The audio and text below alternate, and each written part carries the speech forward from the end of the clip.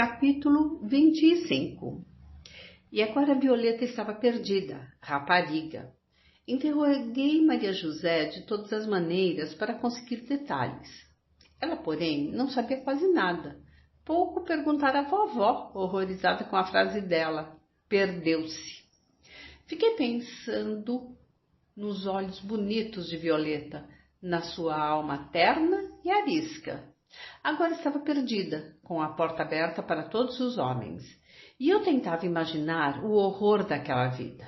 Chega um homem gordo, bigodudo, hálito de cerveja, tem o direito de entrar, de deitar com ela na cama, de exigir o que quiser. E parecia-me ver o homem, a camisa suada fedendo, os beiços babosos, a carne mole. Ou então outro qualquer, magro, ossudo, velho, com cruzes de esparadrapo no pescoço ou cheirando a cigarro apagado. E outros, meu Deus, e qualquer um. Todos os homens que eu encontrava na rua, que via junto de mim, no bonde, revistava-os agora com novos olhos. Via-os sob uma forma em que nunca os imaginara. Punha-os dentro do quarto de uma mulher e me arrepiava de horror. Recordava os braços de Violeta, brancos e gordos, o seu busto que ela apertava tanto, cobria tanto, mais pudica do que as outras. E agora... De repente lembrei-me de mim. Não estava também em caminho da perdição, namorando com um homem casado? Mas não me pude fixar nessa ideia. Raul representava para mim, então, o amor, e como tal era puro, intangível, acima de tudo e de todos, acima do bem e do mal.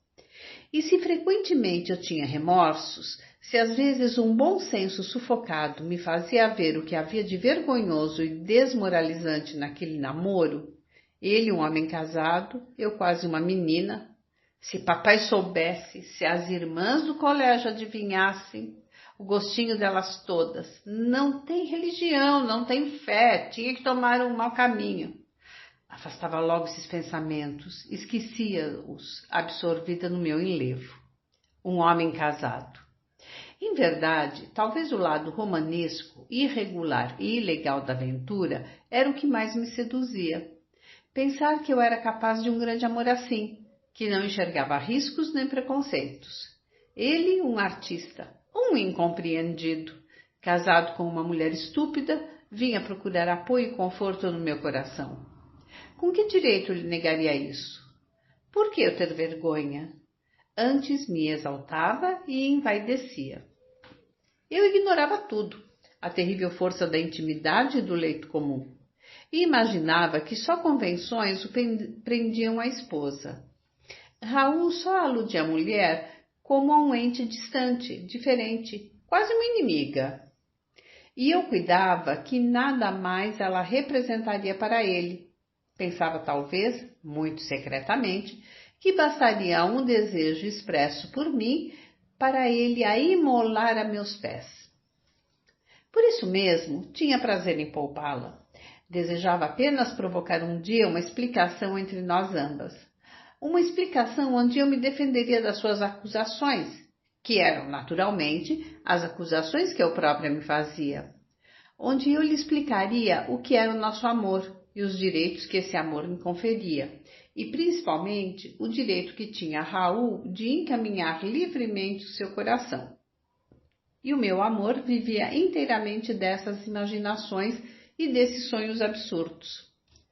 Era aquela a minha maneira de amar, e de certo não era rigorosamente Raul que eu amava, quase velho, sem beleza, sem outras seduções para mim, senão as lindas frases, os pincéis, o halo de arte que o vestia e o transfigurava aos meus olhos.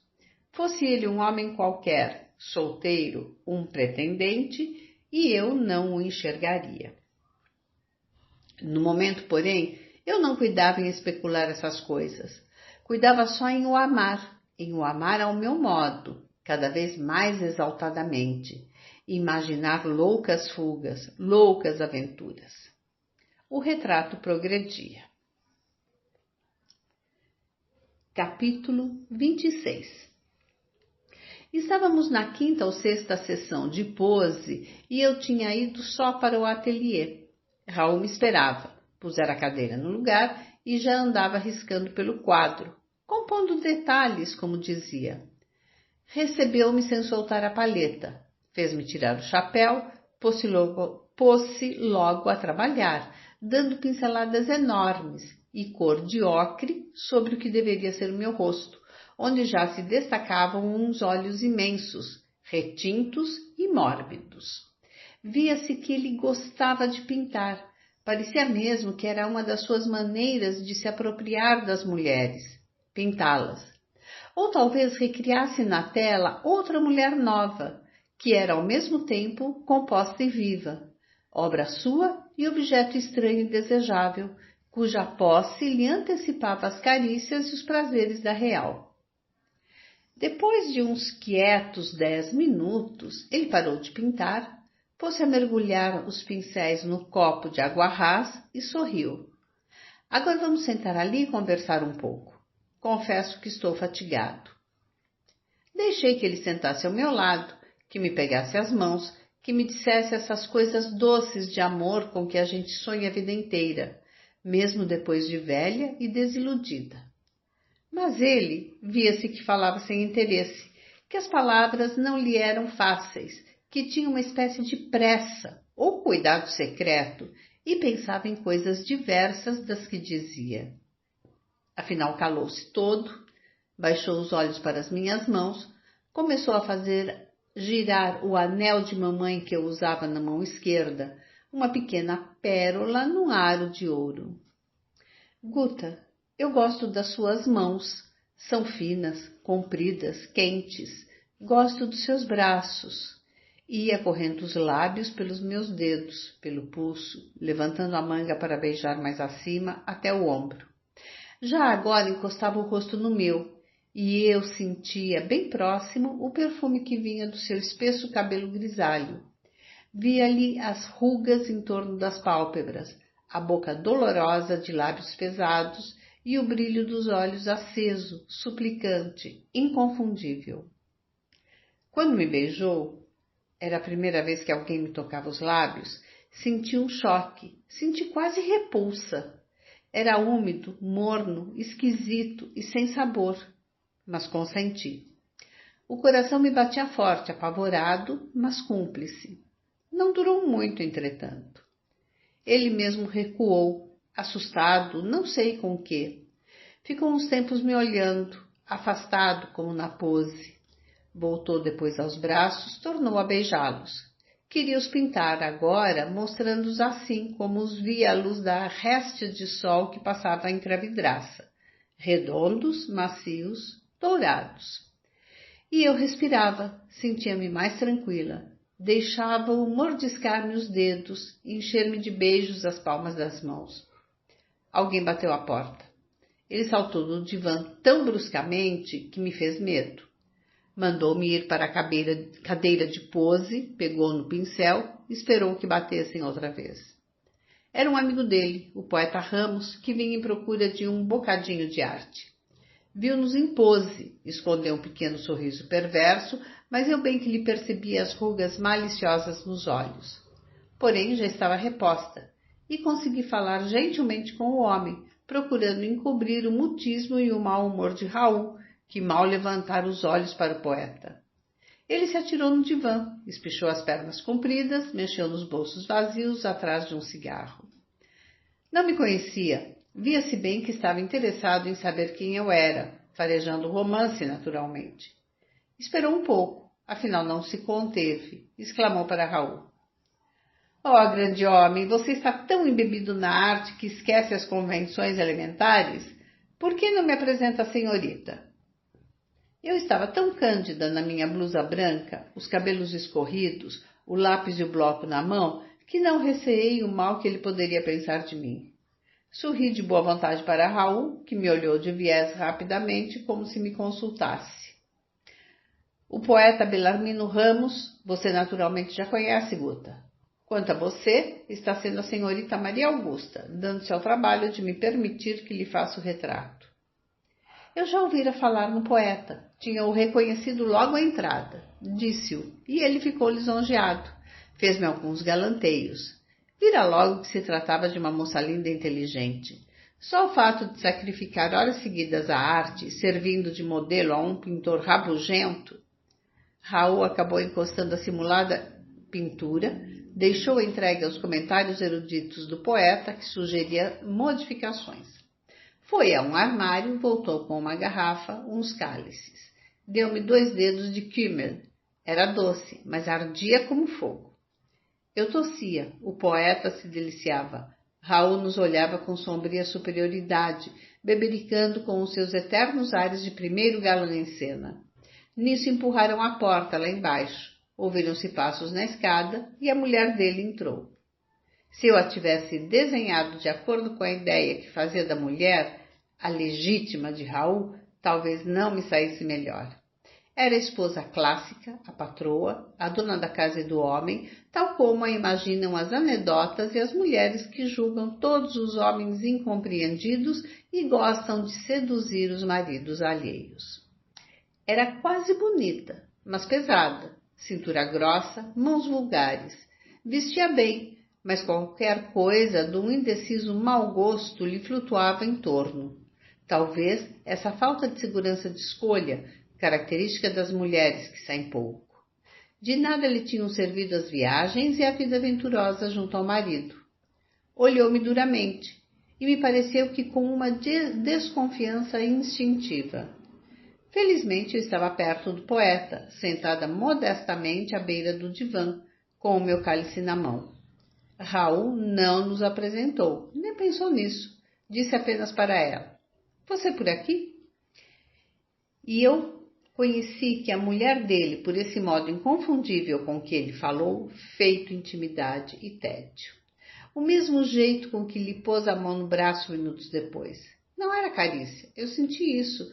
Era como se pusesse a mão no cavalete, no rebordo do divã, em qualquer móvel familiar.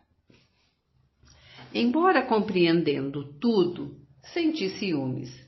A ele, naturalmente, nem lhe ocorreu que eu pudesse sentir qualquer coisa. Mas a mulher estava tão dona, tão segura de si, dos seus direitos, olhando-me calada, sob o seu gorro de palha amarela, como esperando que eu lhe pedisse desculpas e fosse embora. Raul chamou-a para ver o quadro. Via-se agora que ele nos tentava pôr à vontade, que a queria fazer simpatizar comigo. Ela, entretanto, não se prestou a isso. Olhou o retrato sem interesse, disse laconicamente que não achava muito parecido. Depois o chamou, levou-o à janela, estiveram falando baixinho coisas de dinheiro, porque ele puxou a carteira e tirou uma cédula. E eu me sentia mal, cada vez mais intrusa ali, com um vago medo da dura antipatia da outra, odiando-a, sonhando pequenas cenas impossíveis, como, por exemplo, Raul me dar o braço e sairmos juntos, deixando-a ali sozinha. Ou ele voltar a me pegar na mão, como momentos antes, e me beijar os dedos à vista dela. Reparei em Raul. Onde estava a cara de antes, o beiço trêmulo, o olhar turvado de súplica, as mãos incertas e febris? Era agora outro homem, seguro de si, mudado de todo. Voltou a falar comigo, indiferente. Fazendo espírito, provocou o poeta, que se animou logo, e meteu-se estrepitosamente numa discussão tediosa sobre surrealismo. A dama, sentada e morna, fiscalizava. Eu agora lhe invejava a pele lisa e clara. Nunca tive grandes ambições, senão nos momentos de generosidade e sonho. Mas sou cheia de pequenas vaidades, e os alguns encantos que aquela mulher me mostrava aos poucos, encantos que eu não tinha, me humilhavam intensamente. Pensava nas comparações que Raul naturalmente faria entre nós ambas e continuava a detalhá-la com mágoa e inveja. Descobri-lhe os pés grandes, desajeitados nos saltos enormes. Olhei contente para os meus, metidos nos pequenos sapatos ingênuos de colegial. Deixava-me ficar calada. Não me preocupava em conversar. Sentia que isso não era necessário ao meu papel. Era bem melhor que eu continuasse retirada, discreta, adistra à simples função de modelo. E estava entregue de todas as minhas comparações quando o poeta, passado o clímax da discussão, Dirigiu-se a mim. Vamos indo, dona Guta. A voz dele era cúmplice, o convite também o era. Aproveitava-se do momento de confusão, introduzia-se no nosso duo, adquiria direitos. Raul, pela primeira vez naquela tarde, o olhou com simpatia, e eu tive ódio aos dois, ódio a ela, ódio a mim. Mas vi as horas no relógio de pulso, concordei. Disse a Raul que talvez não posasse no dia seguinte. Maria José não viera encontrar-se comigo como prometera. Podia amanhã fazer a mesma coisa. Ele se curvou polidamente. Não sei se a dona entendeu a desculpa. Belarmino, porém, interveio outra vez. Por que não conta comigo? Sempre assisto às sessões de pose. Posso também acompanhá-la. Como se atrevia ele a mentir em meu nome, em nosso nome? E eu aceitava. Tinha que aceitar. Cumprimentei, deixei o casal no alto do patamar, admiti a cumplicidade do poeta